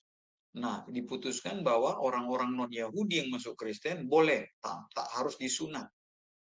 Lalu kemudian muncul soal perbedaan Yesus itu manusia Allah atau Allah yang jadi manusia muncul, dan sampai hari ini perdebatan itu muncul. Lalu kemudian muncul lagi soal keselamatan bisa hilang ataukah keselamatan tidak bisa hilang. Keselamatan itu ditentukan Tuhan atau nanti ditentukan untuk yang binasa. Ini semua pergumulan-pergumulan gereja yang herannya sampai sekarang nggak pernah tuntas, Pak. Karena gereja mempertahankan itu, menjaga ini aliran Lutheran, nanti Luther lah yang pegang, ini Reform, Calvin yang dipegang, pokoknya ajaran Calvin yang paling benar. Ini Zwingli yang paling benar. Ini metodis yang paling benar. Nah sampai sekarang Pak, sampai hari ini muncul lah. Itu sejarah gereja berulang hingga hari ini Pak. Dan ini yang memedihkan hati kita. Nah, jadi saya berharap, bersyukur juga bahwa orang-orang yang, kan di sini juga kita ini macam-macam ya. Makanya ya harus selektif ya di Bu Heni memilih para pembicara supaya benar-benar Shema ini jadi berkat lintas denominasi, lintas sinode, lintas apapun. Yang penting membawa jemaat bertumbuh kepada Yesus Kristus. Kita tidak mengagungkan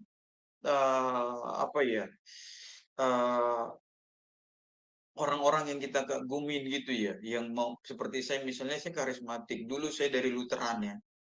HKBP itu kan Lutheran. Saya dulu Lutheran, paham Lutheran saya pakai.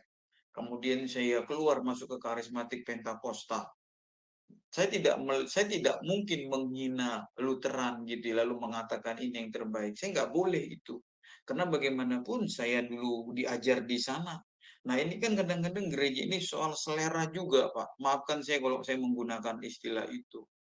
Soal selera juga, soal perasaan juga gitu ya. Kita tidak bisa menghindari ini. Kita tidak bisa menghindari yang saya sampaikan ini. Ada unsur-unsur perasaan kita. Kita lebih nyaman di sini, kita lebih nikmati di sini. Kenapa? Karena memang Tuhan menciptakan kita ada perasaan, ada emosi-emosi kita, ada kita punya hati nurani dan seterusnya. Kita makhluk komplit gitu ya. Kita bisa menilai, kita punya kecerdasan, kita punya kebebasan untuk menentukan. Nah, bagaimana meramu manusia itu supaya kita mengenal Allah yang hidup. Jadi memang agak rumit Pak untuk menghadapi. Nah, bagaimana sikap kita? Kita berdoa sama Tuhan supaya Tuhan membimbing kita. Yang tidak boleh, yang kurang baik saya sampai menurut saya adalah tidak boleh kita menuduh orang lain itu sesat. Itu yang nggak boleh. Lutheran berantem sama Calvinis, misalnya berantem sama karismatik, Arianus gitu ya, ribut di situ sampai pecah abang adik berantem apa gitu ya. Padahal semua mengaku menyembah Yesus, semuanya mengaku melayani Tuhan Yesus. Itu kan tadi soal pemahaman kalau saya sampaikan tadi soal selera aja, kemampuan untuk menafsir itu aja kok.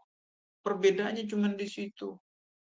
Kan kita mau hidup kudus juga, hidup kita mau benar, mau jujur, mau adil, kan itu yang mau kita perjuangkan.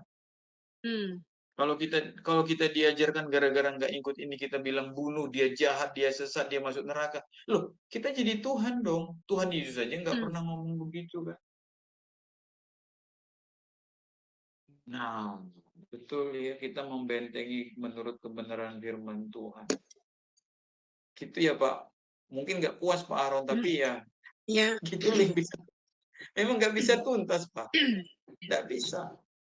Makanya ayo, ini Bapak Ibu yang ikut SEMA, ikut RBU, itu orang-orang nekat sebetulnya. Orang-orang yang nekat itu ya berani keluar dari zona nyamannya. Tentu Bapak Ibu akan berhadapan dengan saya, dengan Pak Jus, dengan yang kami pun punya warna-warna juga. Tapi kalau masih mau mendengar, masih mau belajar, saya bilang itu kan orang-orang hebat. Dan ini bukan untuk keuntungan kami loh Bapak Ibu. Bu Heni juga di sini kan membuka ini. Ini untuk keuntungan Bapak Ibu sendiri gitu ya. Semakin banyak guru, semakin banyak ide, tentu kita akan membentuk teologi kita, Pak Aron ya. Teman-teman kan diharapkan membentuk teologi masing-masing. Apa yang kami sampaikan boleh disaring, nggak cocok ini buang aja gitu, jangan ribut gitu. Nggak usah kita bilang oh Pak itu sesat, nggak usah gitu ya. Nanti kita semua kan di hadapan pengadilan Allah gitu ya Pak. Gimana Gitu, Pak Aron? Ya. Oke, amin. Terima kasih atas jawabannya, Pak. Dan sebelumnya saya benar-benar berterima kasih kepada Bu Hen karena memperkenalkan saya RBO Malas Syema Adonai. Pengajarannya sepanjang ini emang nggak ada kaitan dengan denom ya, Pak. Dan jujur saya katakan luar biasa karena kita bukan denom yang menyelamatkan kita, tetapi ajaran Alkitab itu, firman itu yang hidup. Mantap. Karena itu saya jujur ya Pak, karena kasus itu berlaku dengan teman saya juga ya pastor itu, sehingga mereka membuat sinetron sangat sedih sehingga berlaku perpecahan itu. Dan tidak dinafikan juga ya, kalau Bapak tahu gereja BEM di tempat kami ada tempatnya itu dalam radius kurang dari 100 meter udah ada satu lagi, lain pendeta, lain kepala, lain jemaat. Dan yang menyedihkan ada satu lokasi, satu di lantai 3, satu di lantai 2. Lain kepala, lain jemaat. Wah, sangat sedih itu. Oke, apa-apapun terima kasih ya Pak atas jawaban dan terima kasih juga atas waktunya Bu Hen. Tuhan Yesus memberkati. Ya. Amin. Oke, saya terakhir nih tiga saya sampaikan aja. Hilang aku ya. Oke, saya ini dulu ya. Ada 3 slide terakhir. Ya. Jelas bahwa dalam PL Allah memberikan suatu gambaran dasar tentang pelayanan tanggung jawab gembala. Lalu Allah nanti kita akan bahas ini ya kalau ada waktu, Mazmur 23. Dalam Mazmur 3 kita temukan Allah disebut sebagai gembala yang sempurna dan baik. Ia membaringkan, menuntun, menyegarkan, menyertai, dan menghidangkan hidangan di Sharingnya hadapan belum lawan kita. kelihatan, Pak. Apa, Bu? Sharingnya belum kelihatan. Oh ya? Coba saya ulang ya. Iya. Oh, saya agak ini kali, Bu.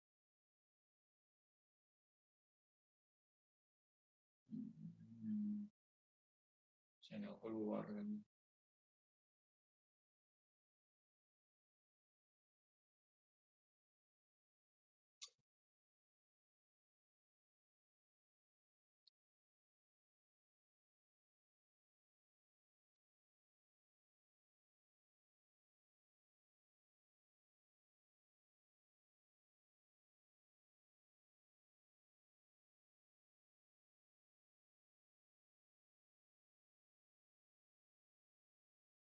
Ya, sabar ya, teman-teman.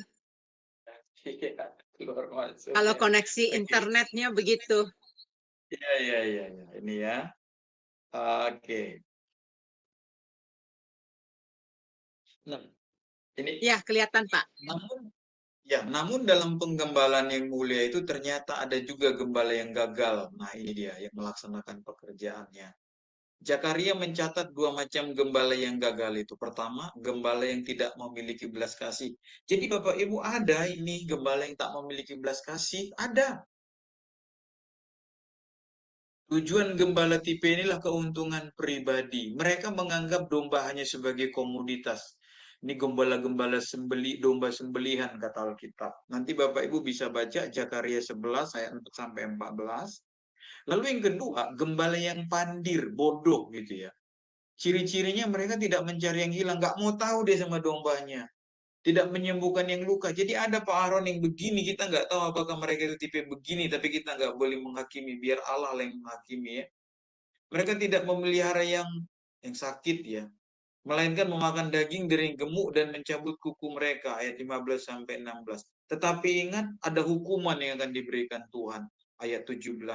Celakalah gembalaku yang pandir yang meninggalkan domba-domba, biarlah pedang menimpa lengannya. Jadi Pak, kita jangan gelisah, jangan marah. Nanti Tuhan yang akan menghakiminya. Biarlah lengannya kering sekering-keringnya dan mata kanannya menjadi pudar sepudar-pudarnya. Ini kan kayak kena kanker, Pak. Jadi gembala itu kena kanker, Pak. Menurut Alkitab ya. Ini bukan menurut saya, menurut Alkitab.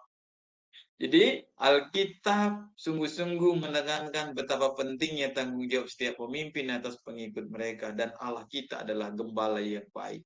Kita bersambung, kita minggu ke nanti ada kesempatan, kita akan mengupas Iya. gembala dari perjanjian baru. Tuhan Yesus memberkati kita. Haleluya. Ya, terima kasih Pak. Ini sedikit lagi kelihatannya Pak Kodek ada message di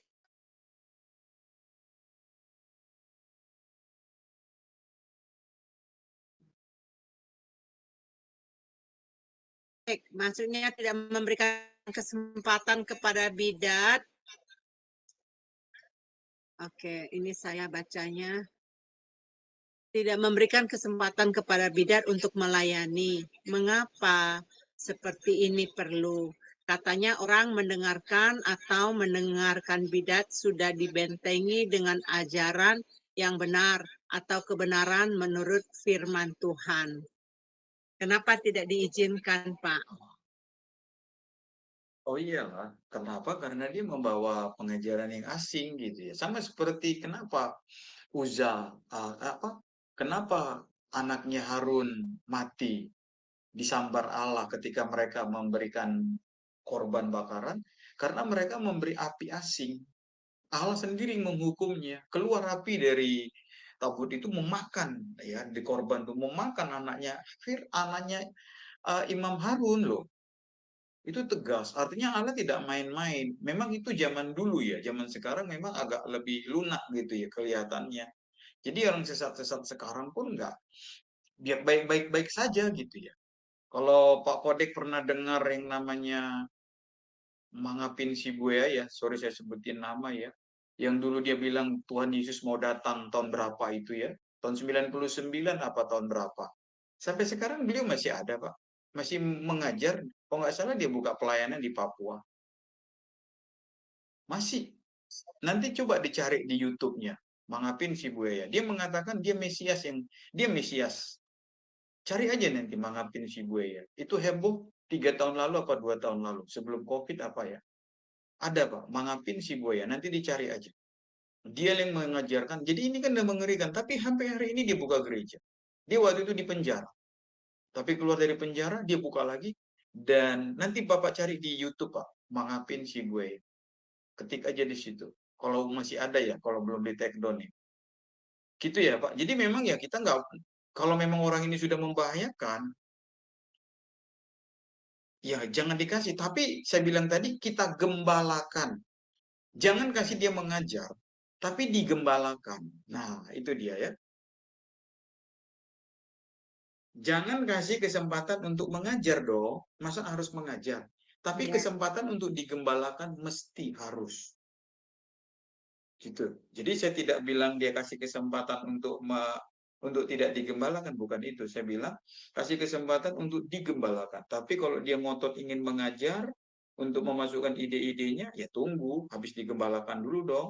Setelah sembuh, baru dia kembali. Kita kasih pelayanan dalam bentuk-bentuk yang dia bisa.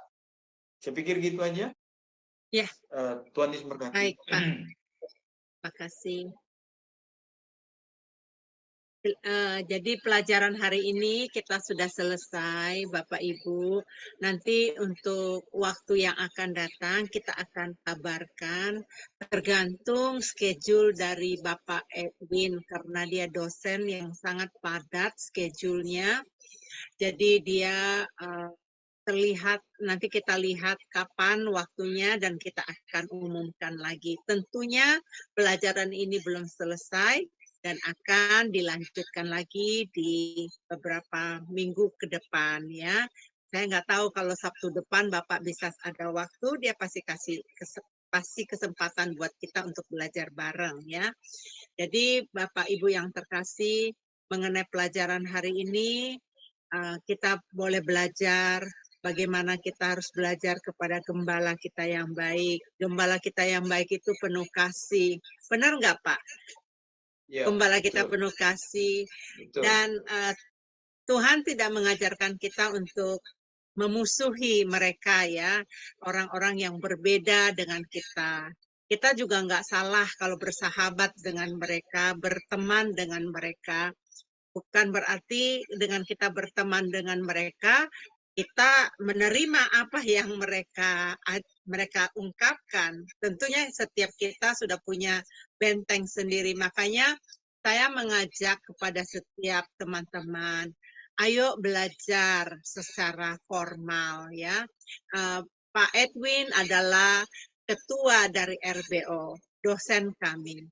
Nanti akan ada pembukaan kelas. Kapan Pak pembukaan kelasnya yang baru Pak Win? Mungkin bulan 9 Bu, nanti kita menerima pendaftaran baru. Bulan 9, oke. Bulan September adalah pendaftaran yang baru, angkatan yang ketiga. Saya sama teman-teman di sini angkatan yang kedua. Angkatan yang pertama sudah ada juga masih mereka belum lulus ya. Untuk Bapak Ibu yang terkasih, saya ingin memberitahukan. RBO ini adalah sekolah online melalui Zoom. Pertemuannya hanya 1,5 jam. Dari pukul 19.30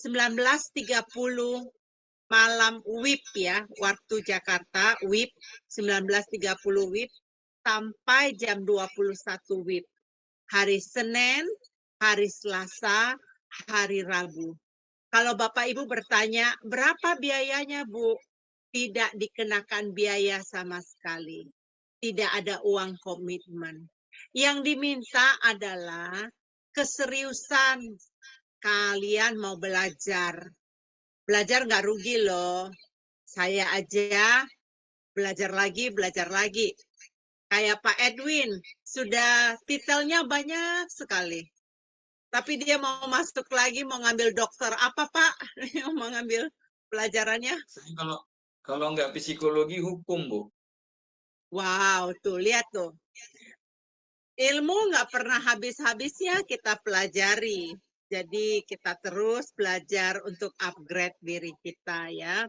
Bapak Ibu kalau ingin belajar di RBO, di link ada Zoom Sema Adonai, naik ke Zoom, tanya Henny, nanti saya kasih informasi lebih lagi.